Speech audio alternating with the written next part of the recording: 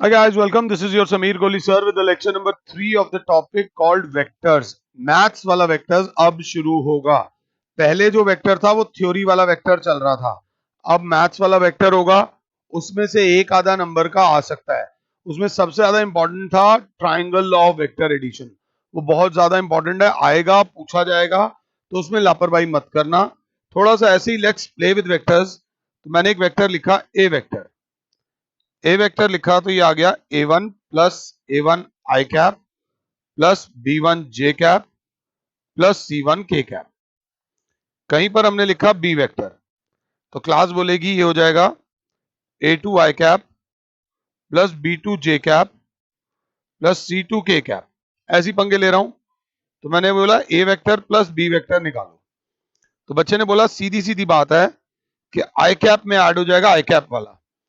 a1 I cap plus B a2 i cap है ना, तो आई कैप कॉमन आ जाएगा. अंदर बचेगा a1 plus a2 i cap plus b1 plus b2 j cap plus c1 plus c2 k cap. थोड़ा सा feel कर लो, थोड़ा सा कंसेप्ट को फील कर लो. चाहो तो मुझे पॉज करके एक बार लिख भी लेना. इस तरीके से लिखने की आदत नहीं है. अगला मैं बोलूंगा a minus b vector, a vector minus b vector निकालो. तो क्लास बोलेगी sir a1 minus a2 i cap plus b1 minus b2 j cap plus c1 minus c2 k cap. अगर आप साथ हो तो मैंने कहा मैं इसके बारे में और क्या पूछ सकता हूं. तो बच्चा बोलेगा या तो आप इसके डायरेक्शन रेशियोज पूछोगे या आप इसका मैग्नीट्यूड पूछोगे. अगर इसके डायरेक्शन रेशियोज पूछोगे तो वो आ जाएंगे a1 b1 और c1, और इसका मैग्नीट्यूड जो हो जाएगा वो अंडर रूट में मॉड ऑफ ए वेक्टर बराबर हो जाएगा a1 का स्क्वायर प्लस b1 का स्क्वायर प्लस c1 का स्क्वायर. अगर साथ हो तो इसका भी और इसका भी, इसका भी और इसका भी, इसका भी और इसका भी लिखो. अब भी क्या भी लिखो. जब लिखोगे तो फील आएगी, लिखने का तरीका समझ आएगा. लिख लोगे तो तुम्हारा भला है, किसी और का भला नहीं है. ये करने के बाद एक बात हमेशा याद रख लेना. whenever you go whenever you go anywhere to buy anything, you always look for unit price. ये वर्ड समझ आ रहा है? What is unit price? एक चीज का रेट बता दो, उससे हम आइडिया लगा लेंगे कि हमारी जेब में कितने पैसे हैं और हम कितनी चीजें ले सकते हैं. सपोज एक ये वेक्टर है ए वेक्टर स्पेस में, तो इसका जो मैग्नीट्यूड होगा वो ये मॉड होगा. और मैग्नीट्यूड जो होती है इस वेक्टर की लेंथ होती है. लेंथ कुछ भी हो सकती है, नेगेटिव नहीं होगी बट कुछ भी हो सकती है. तो एक्चुअली में ये वेक्टर इतना लंबा है, हमें इससे बड़ा वेक्टर चाहिए हो, हमें चाहिए इससे बड़ा वेक्टर, हमें चाहिए इससे छोटा वेक्टर, तो कैसे मिलेगा? तो इसके लिए एक टर्म यूज होती है that is called unit vector. एक ऐसा वेक्टर ए कैप ऐसे, आमतौर पे वेक्टर्स पे कैप ऐसे आ रही थी, इस वेक्टर पे कैप ऐसे आएगी जैसे आई कैप के ऊपर आई थी, जे कैप के ऊपर आई थी, के कैप. इसको बोलते हैं यूनिट वेक्टर. यूनिट वेक्टर होता है ये a cap is known as unit vector. बाकी वेक्टर्स का तो पता नहीं, बाकी वेक्टर्स का तो पता नहीं, बट इस वेक्टर का मैग्नीट्यूड ऑफ यूनिट वेक्टर जो होता है वो 1 होता है. एनी वेक्टर जिसका magnitude is equals to 1 is called unit vector. और अब क्योंकि ये दोनों वेक्टर सेम डायरेक्शन में हैं, कोलिनियर हैं, पैरेलल हैं, तो जो ये ए वेक्टर होगा, ये a vector is k times unit vector. उसका डबल, ट्रिपल, 4 गुना, 3 गुना, 7.5 गुना, 11.5 गुना ऐसे होगा. So what is a unit vector? A vector whose magnitude is equals to 1. और उसी डायरेक्शन में जितने भी वेक्टर्स होते हैं, हर वेक्टर यूनिट वेक्टर का के टाइम्स होता है. सिंपल सी बात है. सपोज 3 आई कैप माइनस जे कैप प्लस 2 के कैप बताता है कि ये एक्स एक्सिस में 3 यूनिट्स है, वाई एक्सिस में -1 यूनिट है और जेड एक्सिस में 2 टाइम्स यूनिट है. तो बच्चा कहेगा how to find a unit vector. मैंने कहा अभी बताता हूं. बट सबसे पहले मैंने एक वेक्टर दिया minus i cap plus j cap. तो बच्चे से मैं सब पूछ रहा हूं, मैं अलग तरीके से। मैंने कहा पहले इसके डायरेक्शन रेशियोज दो। तो बच्चा बोलेगा अगर इसको सिंप्लीफाई करके लिखें तो ये होगा minus i cap plus j cap plus zero के cap, so that will B minus one, one और जीरो। ये इसके डायरेक्शन रेशियोज हो जाएंगे। और इसका मैग्नीट्यूड जो होगा वो होगा अंडर रूट में माइनस वन का स्क्वायर प्लस वन का स्क्वायर प्लस जीरो का स्क्वायर। तो मैग्नीट्यूड ऑफ ए वेक्टर हो जाएगा one plus one, magnitude of a vector हो जाएगा root two. And since magnitude of a vector is not equals to 1, therefore a vector is not a unit vector। अभी पंगे लूंगा आराम से। Unit vector वो होता है जिसका मैग्नीट्यूड 1 होता है। जिसका मैग्नीट्यूड क्या होता है? 1। सिंपल सी बात याद रख लेना और कुछ भी नहीं है। तो बच्चा बोलेगा इसका मैग्नीट्यूड तो रूट टू आ रहा है, इसका मैग्नीट्यूड तो क्या आ रहा है? रूट टू आ रहा है। तो ऐसे ही खाली बैठे हुए थे। तो a vector is equals to minus i cap plus j cap था। मैंने कहा क्या तुम इसमें से रूट टू कॉमन ले सकते हो? ये 12th क्लास के बच्चे से मैं एक बात पूछ रहा हूं, क्या तुम इसमें से रूट टू कॉमन ले सकते हो? बच्चे ने कहा देख लेते हैं सर। अगर हम इसमें से रूट टू कॉमन लेते हैं तो अंदर बचेगा minus one by two i cap plus one by root two j cap, ये बचेगा सर। मैंने कहा ठीक लिखा है, आप पहले समझो इस चीज को। थोड़ा टेढ़े तरीके से पढ़ा रहा हूं बट इसको देख लो। अगर रूट टू क्यों कॉमन लिया, कुछ और कॉमन क्यों नहीं लिया? क्योंकि रूट टू जो है वो इसका मैग्नीट्यूड है, समझना। तो बच्चा बोले मैं कहूंगा अब ये भी एक वेक्टर है। बच्चा कहेगा हाँ। मैंने कहा क्यों? क्योंकि आई कैप जे कैप कंपोनेंट दे रखे हैं। मैंने कहा इसका मैग्नीट्यूड निकालो, साइड में आके इसका मैग्नीट्यूड निकालो। तो बच्चे ने बोला minus one by root two का whole square plus one by root two का होल स्क्वायर प्लस जीरो का स्क्वायर, क्योंकि के वाला नहीं है, one by two plus one by two under root में टू एलसीएम आ गया, one plus one under root में two by two is equals to one. Two by two is equals to कितना आ गया? वन। उतरी मतलब मैग्नीट्यूड इसका मैग्नीट्यूड आ रहा है वन। मतलब ये जो अंदर वाला वेक्टर है ये एक यूनिट वेक्टर है। ये क्या है? एक यूनिट वेक्टर। बच्चे ने बोला minus one by root two i cap plus one by root two j cap बराबर हो जाएगा a vector divided by root two. ये रूट टू इधर मल्टीप्लाई हो रहा है, उधर जाके डिवाइड हो जाएगा। बट ऑलो के लिए रूट टू हो सकता है, बट हमारे लिए रूट टू जो है वो क्या है? Magnitude of a vector. मतलब जो यूनिट वेक्टर आ रहा है, जो यूनिट वेक्टर आ रहा है एक कैप यूनिट वेक्टर बराबर होता है किसी भी वेक्टर को जब उसके मैग्नीट्यूड से डिवाइड कर देते हो तो आपका आ जाता है यूनिट वेक्टर। आराम से बात करेंगे, कोई जल्दी नहीं है, कंसेप्ट को पहले समझ लो। पहले आराम से मुझे पॉज कर लो, ये कर लो। बच्चे ने कहा थोड़ा और ढंग से समझाओ। मैंने कहा सपोज एक वेक्टर है, a vector a one i cap plus b one j cap plus c one k cap. ठीक है जी। तो इसमें से इसका मैग्नीट्यूड निकालो। बच्चे ने कहा इसका मैग्नीट्यूड होगा a one square plus b one square plus c one square. ठीक है जी। अब मैंने बोला ध्यान से देखना, अब थोड़े अपर लेवल पे जा रहा हूं। मैंने बोला ए वेक्टर में a vector is equals to, मैंने कहा कॉमन ले लो, ये a one square plus b one square plus c one square under root में। बच्चे ने कहा कैसे कॉमन लेंगे, नानी याद आ जाएगी। मैं कहा नहीं आएगी याद, आराम से देखो। ये हो जाएगा a one i cap upon under root में a one square plus b one square plus c one square plus b one j cap upon under root में same term plus c one k cap upon under root में same term. Same term क्या? A one square plus b one square plus c one square a one square plus b one square plus c one square. मैंने कहा इसको उधर ले जाओ। ए vector O ए vector लिखना था, मैंने मैग्नीट्यूड लिख दिया। मैंने बोला ए वेक्टर डिवाइडेड बाय, इस सारे की जगह आप लोग लिख दोगे magnitude of a vector is equals to a one upon under root a one square plus b1 square plus c1 square i cap plus b1 upon under root में a1 square plus b1 square plus c1 square j cap plus c1 upon under root में a1 square plus b1 square plus c1 square k cap. ये जब किया तो एक और vector आ गया। मैंने कहा इस वेक्टर का एक बार बस फॉर्मेलिटी से इस वेक्टर का मैग्नीट्यूड निकाल लो।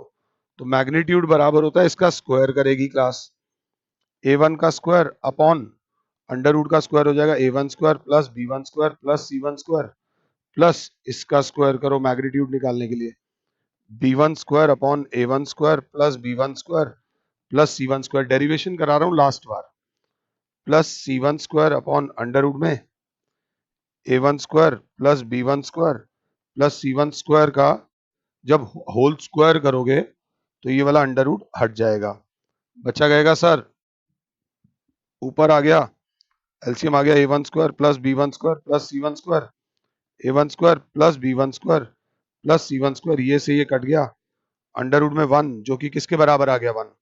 मतलब जो अंदर एक्सप्रेशन है उसका मैग्नीट्यूड 1 आ रहा है। तो जो अंदर एक्सप्रेशन है वो एक यूनिट वेक्टर है और वो वेक्टर कहां से आया है जब एक वेक्टर को उसके मैग्नीट्यूड से डिवाइड कर दिया गया है तो आ रहा है यूनिट वेक्टर जिसको बोलते हैं ए कैप। ये ऐसे वाली झोपड़ी वाली कैप अगर क्लास 7 है तो पहले इसे कॉपी कर लो। फिर अब इसी से बहुत बहुत सारे पंगे लेने हैं हमने। अभी हम कंसेप्ट्स पे ध्यान दे रहे हैं। तो बच्चे ने बोला सर अब मेरे को समझ आ गई बात, ये एक ए वेक्टर है a1 आई कैप प्लस b1 जे कैप प्लस c1 के कैप जिसका मैग्नीट्यूड बराबर है अंडर रूट में a1 square plus b1 square plus c1 square और जिसका यूनिट वेक्टर बराबर है वेक्टर डिवाइडेड बाय मैग्नीट्यूड। बहुत पंगे ले रहा हूं, आराम से चलना, कोई दिक्कत नहीं है। तो बच्चे ने बोला सीधा बोल दो ना sir a1 upon under root a1 square plus b1 square plus c1 square आए क्या, बहुत टाइम ले रहा हूं, b1 upon under root j cap plus c1 upon under root k cap, सबको अलग अलग कर दिया a1 square plus b1 square plus c1 square a1 square plus b1 square plus c1 square. बच्चे से मैंने बोला a1 a2 a1 b1 और c1 क्या होंगे, तो हम इनको बोलते हैं डायरेक्शन रेशोज। क्या बोलते हैं, डायरेक्शन रेशोज। बच्चे को बोला ये क्या होगा, तो बच्चा बोलेगा इसको बोलते हैं मैग्नीट्यूड ऑफ अ वेक्टर। मैंने बोला इसे क्या बोलते हैं, बच्चा बोलेगा यूनिट वेक्टर। इसको क्या बोलते हैं, यूनिट वेक्टर। अब जरा ध्यान से देखना a1 upon under root a1 square plus b1 square plus c1 square comma b1 upon under root a1 square plus b1 square plus c1 square comma c1 upon under root a1 square plus b1 square plus c1 square. अलग अलग इनको क्या बोलते हैं, proper इज्जत से नाम देना, इनको बोलते हैं डायरेक्शन। Direction cosines. क्या बोलते हैं, डायरेक्शन कोसाइंस। वर्ड्स देख लेना, इनको बोलते हैं डायरेक्शन कोसाइंस। और जो नॉर्मल वेक्टर के कंपोनेंट्स होते हैं वो होते हैं डायरेक्शन रेशोज। डायरेक्शन कोसाइन मतलब जो a1 अपॉन अंडर रूट में a1 square plus b1 square plus c1 square है ये बराबर है कॉस अल्फा। जो b1 अपॉन अंडर रूट में a1 square plus b1 square plus c1 square है ये बराबर है कॉस बीटा।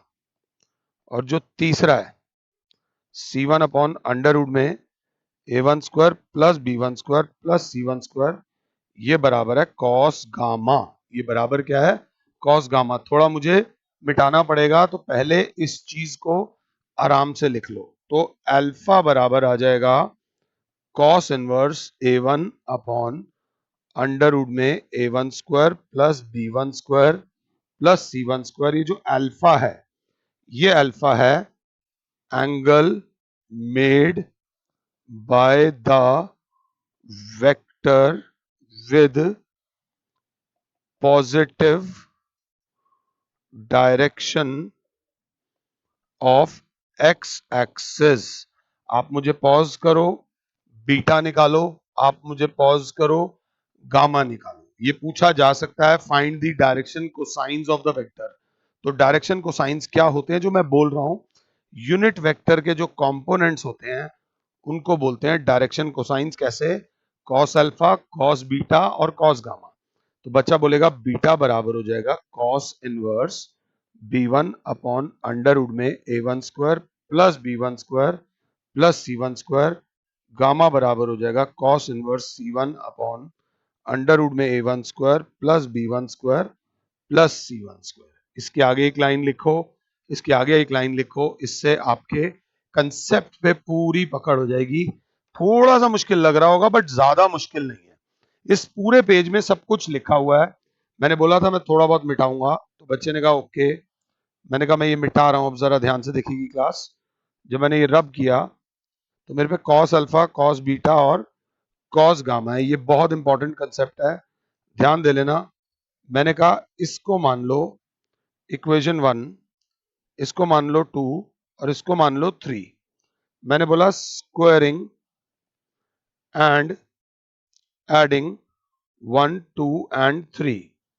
तो ये हो जाएगा cos square alpha plus cos square beta plus cos square gamma बराबर हो जाएगा a1 स्क्वायर। इसका जब स्क्वायर करेंगे, अंडर रूट का स्क्वायर करेंगे तो a1 square plus b1 square plus c1 square plus b1 square upon plus c1 square, a1 square plus b1 square plus c1 square, a1 square plus b1 square plus c1 square. तो बच्चा बोलेगा LCM आ जाएगा a1, LCM आ जाएगा a1 square plus b1 square plus c1 square, a1 square plus b1 square plus c1 square. Cancel होकर आ जाएगा 1, मतलब cos square alpha plus cos square beta plus cos square gamma is equals to 1। इस फॉर्मूले की तब जरूरत पड़ेगी जब आप वेक्टर्स में फंस जाओगे। थोड़ा सा ध्यान दे लेना, this is very very important. Cos square alpha plus cos square beta plus cos square gamma is equals to 1। कुछ बुक्स में कॉस अल्फा को सिंबल दिखाया जाता है एल, कॉस बीटा के लिए सिंबल दिखाया जाता है स्मॉल एन और कॉस गामा के लिए सिंबल दिखाया जाता है स्मॉल एन। तो इससे एक और बात भी आ जाएगी, l square plus m square plus n square is equals to 1। बच्चा कहेगा सर बहुत चक्कर आ रहे हैं, ये क्या हो रहा है? कुछ नहीं हो रहा, इसको आराम से कर लेना। सपोज मैंने एक वेक्टर दिया, मैंने एक वेक्टर दिया a vector is equals to i cap plus j cap minus k cap. तो बच्चा बोलेगा सबसे पहले ना हम चेक करेंगे कि ये यूनिट वेक्टर है या नहीं। तो हमने साइड में ले जाकर इसका मैग्नीट्यूड निकाला, 1 का स्क्वायर प्लस 1 का स्क्वायर प्लस माइनस 1 का स्क्वायर, 1 प्लस 1 अंडर रूट 3। क्योंकि magnitude of a vector root 3 आ रहा है तो ये यूनिट वेक्टर नहीं है। तो 1 कॉमा 1 कॉमा माइनस 1, तो जो होंगे ना जी इसके, वो होंगे डायरेक्शन रेशोज। और सर जी इसका जो मैग्नीट्यूड होगा ना वो होगा रूट थ्री। हाँ, अब अगर आपको यूनिट वेक्टर निकालना है तो इस वेक्टर को डिवाइड कर दो इसके मैग्नीट्यूड से, इस वेक्टर को डिवाइड कर दो इसके मैग्नीट्यूड से, मतलब आई cap plus j cap minus k cap को डिवाइड कर दो रूट 3 से। तो 1 अपॉन रूट 3 आई cap plus 1 upon root 3 j cap minus 1 upon root 3 के कैप कर दो। अब जो कंपोनेंट्स आए हैं ना, ये 1 बाय रूट 3, ये 1 बाय रूट 3 और ये जो माइनस 1 बाय रूट 3 आए हैं, एक बराबर है कॉस अल्फा, एक बराबर है कॉस बीटा और एक बराबर है कॉस गामा। अगर आपसे कोई बोले डायरेक्शन रेशियोज लिख, डायरेक्शन कोसाइंस लिख दो, तो 1 by root 3 1 by root 3 minus 1 by root 3 जो होंगे इसके, वो होंगे direction cosines. They will be called as direction cosines. और सर ये कॉस अल्फा है, ये कॉस बीटा है और ये कॉस गामा है, तो अल्फा बराबर हो जाएगा cos inverse 1 by root 3, beta बराबर हो जाएगा कॉस इनवर्स 1 बाय रूट 3 और गामा बराबर हो जाएगा cos inverse minus 1 by root 3। this is the angle made by the vector with x-axis, this is the angle made by the vector with y-axis, and this is the angle made by the vector with z-axis. अब जरा आराम से 2 minute सांस ले लो, 2 minute के लिए सांस ले लो, क्योंकि टॉपिक हैवी था ये, इसको करो। अगर समझ आया है तो बच्चा बोलेगा आपने डायरेक्शन रेशियोज निकाले, आपने मैग्नीट्यूड निकाला, आपने डायरेक्शन कोसाइंस निकाले और आपने एंगल्स निकाले। तो एक बार हाइलाइटर से बात करता हूं, 1 2 3 4 5 और 6 चीजें निकाली हैं। मुझे पॉज करके मैंने आपको एक वेक्टर दिया -2i minus j plus 3k की वो 6 चीजें निकाल दो। इसका डायरेक्शन रेशियोज निकाल दो, इसका मैग्नीट्यूड निकाल दो, इसका यूनिट वेक्टर निकाल दो, इसके डायरेक्शन को साइंस निकाल दो और एंगल्स निकाल दो with the axis, x axis, y axis और जेड एक्सिस। ये करने के बाद आगे चलना, ये करने के बाद आगे चलना। अब हमने वेक्टर में एक अच्छी चीज कर ली है, एक स्टेप हम आगे बढ़ गए हैं। अब हम थोड़े से पंगे लेंगे। एनसीईआरटी में एक प्रॉपर्टी दे रखी है जो मैं एज इट इज कॉपी कर रहा हूं, देखते हैं वो क्या है। Let a vector and b vector be any two vectors, ठीक है जी, ओके जी, and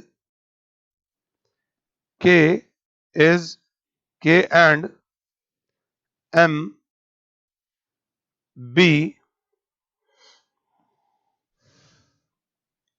K and M be scalars, then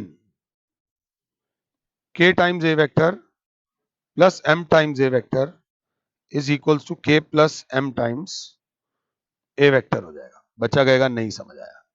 मैंने कहा एक वेक्टर है A वेक्टर, एक वेक्टर है B वेक्टर, K ले लो 2 और B ले लो M ले लो 3, तो 3 times A vector plus 2 times B A vector बराबर हो जाएगा 3 plus 2 times A vector. 3a vector plus 2a vector is 5a vector. ये पहली प्रॉपर्टी है, अब आई होप समझ आई हो।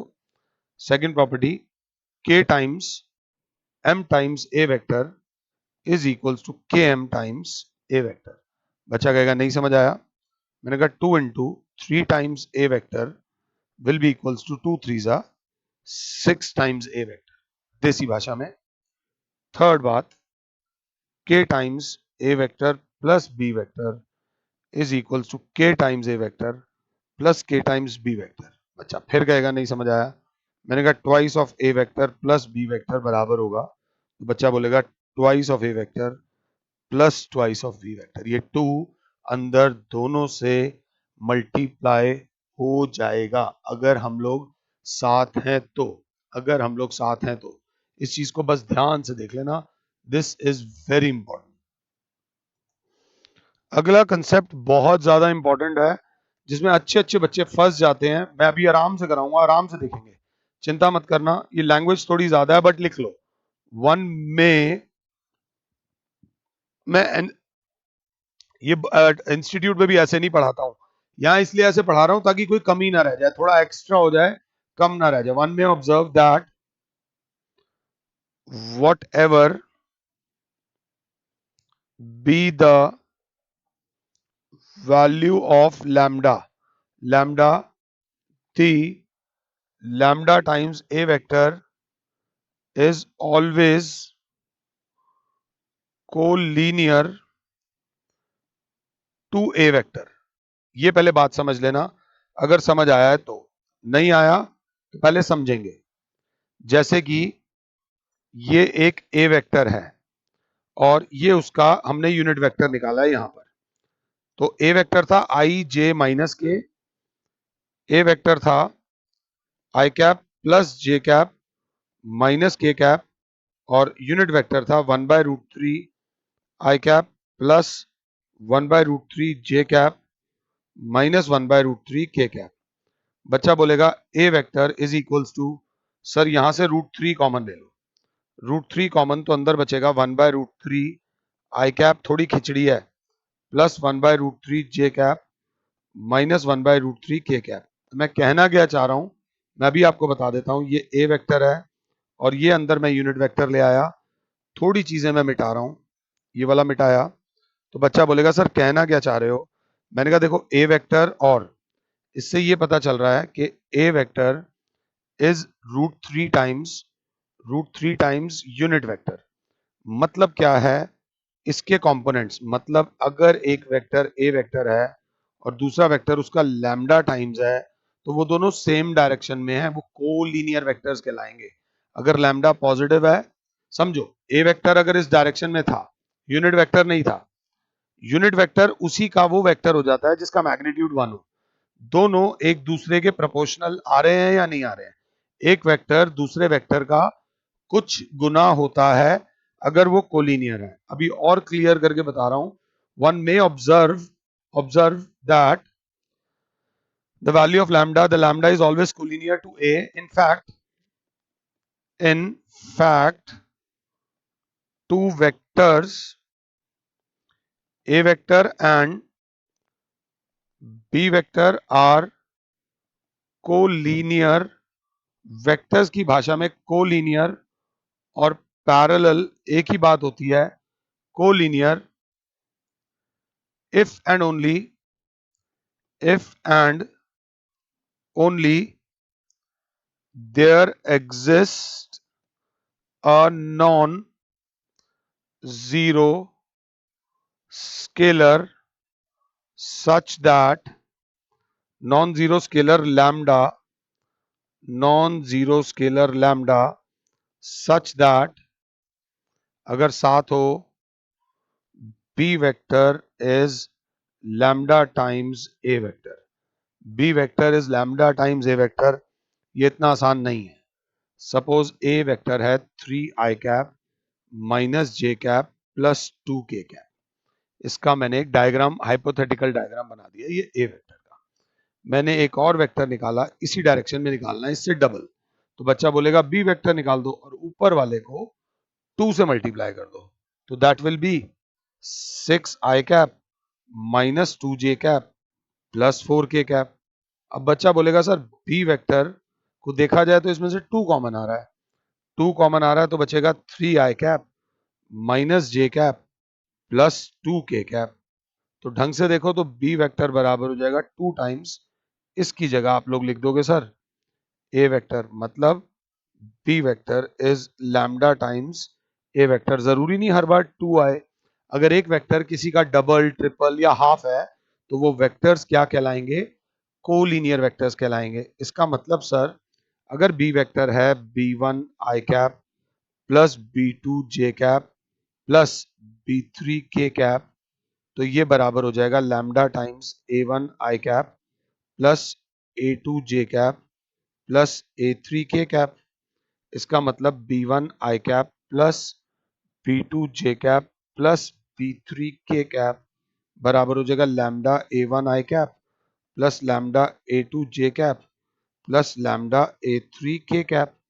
अब comparing the like terms, i cap को आई कैप के बराबर रखो, जे कैप को जे कैप के बराबर रखो, और के कैप को अगर के कैप के बराबर रखो, तो मेरे ख्याल से b1 is equal to lambda a1 आ जाएगा, b2 is equal to lambda a2 आ जाएगा, और b3 is equal to lambda a3 आ जाएगा। तो b1 अपॉन a1 बराबर हो जाएगा लैम्डा, b2 अपॉन a2 बराबर हो जाएगा लैम्डा, और b3 अपॉन a3 बराबर हो जाएगा लैम्डा। दोबारा रिवाइंड करके मुझे देख लेना, इसका मतलब बच्चा बोलेगा कि b1 upon a1 is equals to b2 upon a2 is equals to b3 upon a3। बोलने में थोड़ा मुश्किल लगता है तो इसको ऐसे भी लिख सकते हो, a1 upon b1 is equals to a2 upon b2 is equals to a3 upon b3। इसको बोलते हैं condition of collinearity of two vectors। इसको बोलते हैं condition of collinearity of two vectors. दो वेक्टर्स कब कोलिनियर होंगे, जब एक वेक्टर दूसरे वेक्टर का लैम्डा टाइम्स हो, ये भूलना नहीं है। और कब कोलिनियर होंगे, जब a1 अपॉन a2 वो a1 upon b1 is equals to a2 upon b2 is equals to a3 upon b3, तो वो वेक्टर्स कोलिनियर होंगे। इसमें मैंने कोई भी चीज गड़बड़ नहीं करी है, इस चीज को ध्यान से देख लेना। ये करने के बाद जब हम आगे बढ़ते हैं तो हमारे पास आता है एनसीईआरटी का एग्जाम्पल नंबर 4। वो बोलता है कि एग्जाम्पल नंबर 4 देख लीजिए। वो कह रहे हैं find the value of x y and z so that a vector and b vector are equal. Are equal मतलब सॉल्यूशन में लिखेंगे we have a vector is equals to b vector. ये चीज क्या है गिवन। ए वेक्टर क्या है x आई cap, थोड़ा खुला खुला लिखो, plus y j cap, Y j cap नहीं था मैंने गलत लिखा है, यहाँ टू जे कैप है, 2 टाइम्स जे कैप, साफ कर लो sir, 2 times j cap plus z k cap is equals to b vector, 2 i cap plus y j cap plus k cap, ये गिवन है। आप इस वेक्टर को किस नजर से देखोगे, ये इसके बराबर, ये इसके बराबर, और अगर लास्ट वाला देखें तो ये इसके बराबर। इस चीज को बोलते हैं कंपेयरिंग लाइक कोफिशिएंट्स। तो x बराबर आ जाएगा 2 के, यहां पे 2 बराबर आ जाएगा y के, और z इज इक्वल टू यहां जो कोफिशिएंट है वो 1 है, तो x की वैल्यू हो जाएगी 2, y की वैल्यू हो जाएगी 2, z की वैल्यू हो जाएगी 1। अब जरा ध्यान से देख लेना, अगला आता है एग्जाम्पल नंबर 5। अब आता है एग्जाम्पल 5। एग्जाम्पल 5 को आराम से देखो, मेरे को जरूरत नहीं है, आप लोग मतलब आप लोग खुद से करो। वो कह रहे हैं let there be a vector, a vector ये दे रखा है, बी वेक्टर ये दे रखा है, is magnitude of a equals to magnitude of b. तो सॉल्यूशन में ए वेक्टर दे रखा है 2 i cap plus j cap, formality के लिए लिख दो 0 के कैप। तो magnitude of a is equals हो जाएगा अंडर रूट में 2 square plus 1 square plus 0 square. Magnitude of a बराबर हो जाएगा 4 प्लस 1, मैग्नीट्यूड ऑफ ए बराबर हो जाएगा अंडर रूट में 5। बी वेक्टर जो है वो है 2 i cap plus j cap, formality के लिए लिख दो 0 के कैप। तो मैग्नीट्यूड ऑफ बी वेक्टर हो जाएगा अंडर रूट में 2 का स्क्वायर प्लस 1 का स्क्वायर प्लस 0 का स्क्वायर। तो मैग्नीट्यूड ऑफ बी वेक्टर हो जाएगा 4 plus 1, magnitude of b vector हो जाएगा 5 under root 5। Yes, magnitude of a vector is equals to magnitude of b vector. So are a vectors and b vectors equal? No, because two vectors can be equal only if they have same magnitude. Light चली गई थी, फिर system restart किया, तो ये था example number 5 जो हम लोग पढ़ रहे थे। तो मैग्नीट्यूड ऑफ ए बराबर आया magnitude of b. Are the vectors equal? No, because the two vectors are equal if they have same magnitude and same direction। But ये तो फिजिक्स की बात हो गई, दो वेक्टर्स तभी इक्वल होंगे जब उनका मैग्नीट्यूड सेम हो। और ये बी वेक्टर सपोज, तो ये 3 आई cap plus j cap plus 2 k cap होगा, तभी इक्वल होगा। तो सेम डायरेक्शन रेशोज वर्ड लिख देना। दो वेक्टर्स तभी इक्वल होंगे जब दोनों का मैग्नीट्यूड भी सेम हो और दोनों के डायरेक्शन की जगह आप एक वर्ड लिख दोगे, दोनों की डायरेक्शन रेशोज भी सेम हो, तभी वो इक्वल होंगे, अदरवाइज वो इक्वल नहीं होंगे। Example number 6, find a unit vector in the direction of the vector a vector.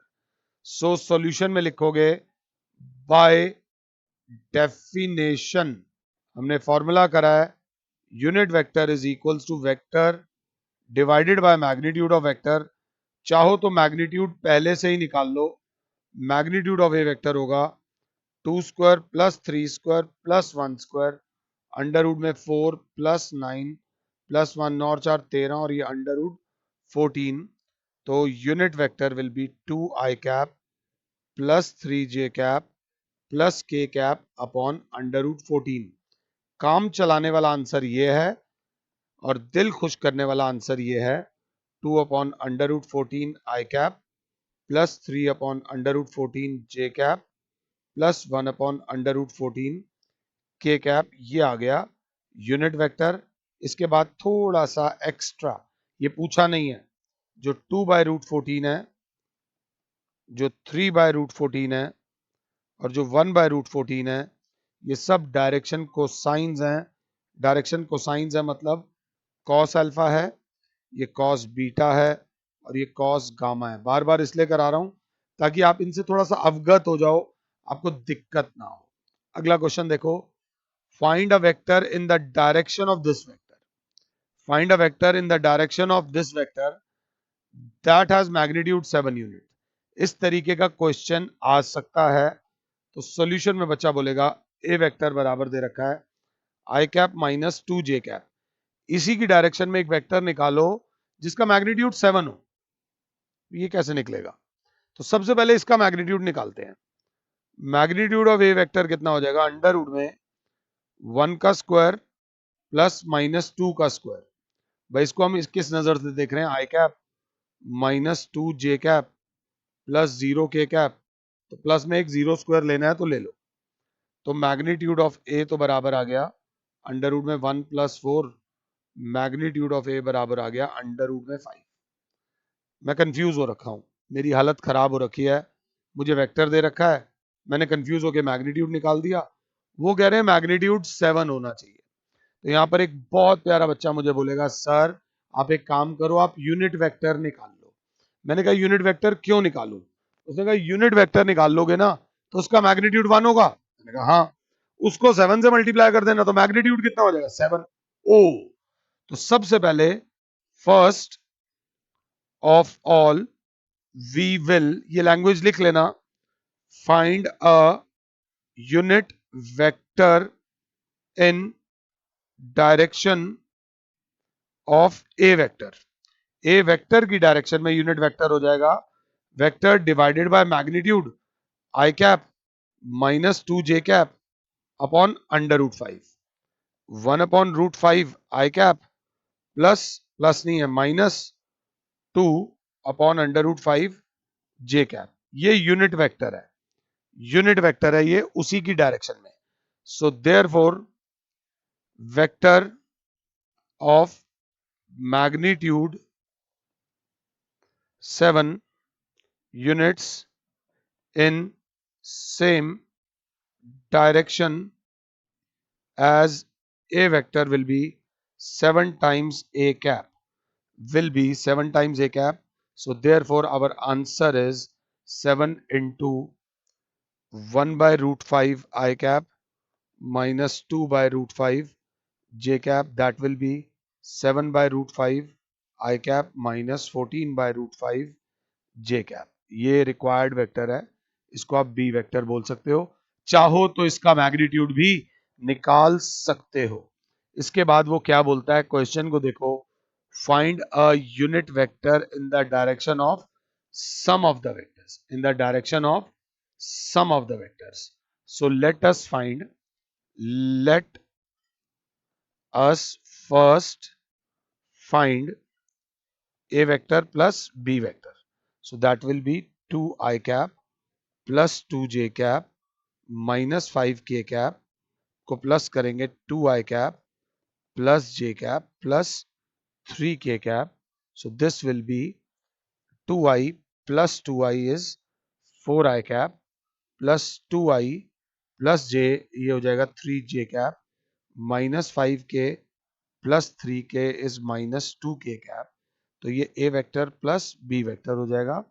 Therefore unit vector along the sum of above vectors will be a vector plus b vector divided by a vector plus b vector का magnitude. और क्योंकि ये a vector plus b vector है तो 4 I cap plus 3 j cap minus 2 k cap whole divided by under root में 4 square plus 3 square plus minus 2 का whole square, that will be 4 I cap plus 3 j cap minus 2 k cap upon थोड़ा सा time बचाओ 16, 4 का square 3 का square 9 plus 4 under root में 29 under root में 29 therefore 4 upon under root 29 i cap plus 3 upon under root 29 j cap minus 2 upon under root 29 k cap is the unit vector along the sum of the given vectors. आराम से करो, ये NCERT की exercise आपकी होती जा रही है। वो कह रहा है write the direction ratios of the vector. लो जी लो, एक ए वेक्टर दे रखा है i cap plus j cap minus 2 k cap, तो therefore direction ratios are 1 1 minus 2। फिर उसके बाद बोल रहा है कैलकुलेट डायरेक्शन कोसाइंस। अब हम यहां लिखेंगे to find direction cosines we have to find unit vector in direction of a vector. ये मैं लिख रहा हूं, तुम सब मत लिखना, बस इतना लिख देना let us find unit vector. तो यूनिट वेक्टर बराबर होता है वेक्टर डिवाइडेड बाय उसका मैग्नीट्यूड। तो वेक्टर है i cap plus j cap minus 2 k cap upon under root में 1 का स्क्वायर प्लस 1 का स्क्वायर प्लस माइनस 2 का square i cap plus j cap minus 2 k cap upon under root में 1 plus 4 i cap plus j cap minus 2 k cap upon under root में 6 1 upon root 6 i cap plus 1 upon root 6 j cap minus 2 by root 6 k cap. अभी सिर्फ unit vector आया है, therefore direction cosines will be 1 by root 6, 1 by root 6 and minus 2 by root 6, 1 by root 6, 1 by root 6 and minus 2 by root 6। ये lecture थोड़ा लंबा चला गया है, बट बीच में रोकने का ना कोई फायदा नहीं था। इस वेक्टर को अगर मैं बीच में रोकता तो इस वेक्टर की एसेंस खत्म हो जाती।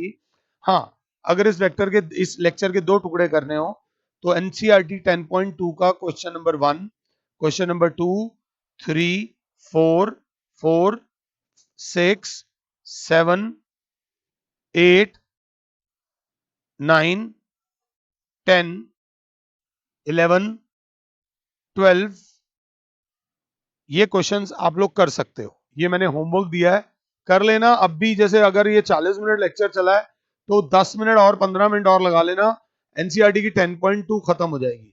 आई होप कि मैं समझा पाया हूं। किसी को भूल जाना जिंदगी में, वेक्टर्स में ट्राइंगल लॉ को मत भूलना।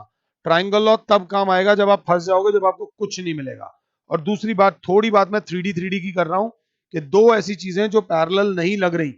आपको लग रहा होगा कि सर आपके ये दोनों हाथ पैरेलल नहीं है, बट ये देखो ये पैरेलल हैं। 3D में एक प्रॉब्लम होती है, जो चीज एक्चुअली में हम जिस स्क्रीन पे आपको दिखा रहे हैं वो एक 2D है। 2 डायमेंशनल स्क्रीन पर 3D वाली चीज कैसे समझ आएगी, तो ये थोड़ा सा एडजस्ट कर लेना 3D में। 3D की एडजस्टमेंट मैं अभी करा रहा हूं। और subscribe to our channel Pusa online, और भाई शेयर और सब्सक्राइब करो। सबका भला करो भगवान। Thank you.